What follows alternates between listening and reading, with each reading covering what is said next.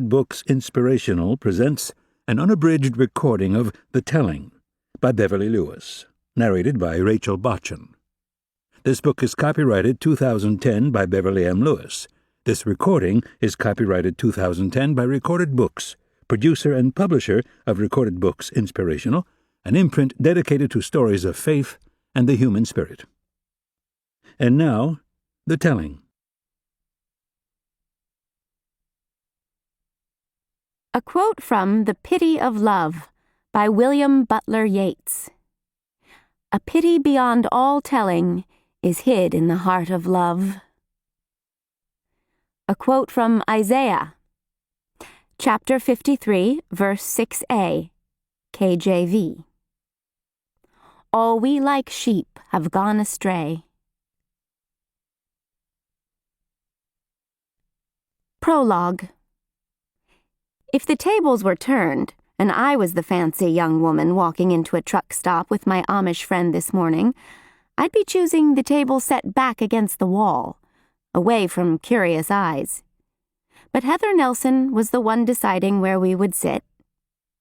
Wearing a loud pink short-sleeved blouse and pencil-thin blue jeans, she never once blinked an eye as she pulled out a chair and sat down, smack dab in the midst of so many Englishers. Nearly all men, too. Maybe she was oblivious to them. I can't really say. After all, this was a familiar world to her. As for me, my neck was mighty warm as I lowered myself into my chair, painfully conscious of the stares. I could just imagine what they were thinking about the two of us, different as rosemary and sage. I reached for the menu right quick and hid behind a long list of sandwiches, soups, and milkshakes. But my appetite was diminishing all the while. My uneasiness was increasing. I lowered the menu and peered over the top at Heather. She leaned her ivory cheek into her fisted hand, her bare elbows on the table as she looked over the options. "See anything good?" she asked, her pretty blue eyes twinkling. My mind was hardly on food. The upcoming reunion with my mother weighed heavily on me.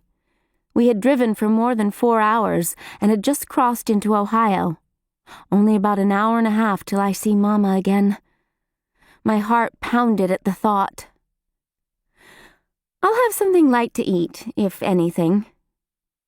A sweet roll? Probably not. In a place like this, the sticky buns most likely came out of a box. Heather glanced at her wristwatch. "Do you still want to arrive in Baltic by early afternoon?" I nodded and turned to look out the window at the parking lot. I dreaded the thought of getting back in the car, nice as it was. With a sigh, I faced Heather again and was aware of 2 men looking our way. Truck drivers, Heather had told me when first we stopped to fill up the car. "Grace?" She was frowning now, and the waitress was hurrying toward us. "What if we just ordered something for the road?" I agreed as the waitress looked sideways at me before jotting down my order, her blonde hair all struvlich about her round face. "You two, together?" Heather nodded, eyeing my prayer cap. She ordered some coffee and a cinnamon roll, then stopped, shook her head, and quickly asked if there was any fresh fruit. "Strawberries, an apple or 2? After the waitress scurried off, I noticed the same 2 men still staring at us, their sleeves rolled up to their muscular shoulders. There were markings up and down their arms, a set of tiny baby footprints, and a red rose with a black thorny vine trailing clear down to one man's elbow. I'd never seen anything like it, and now I too was staring at them.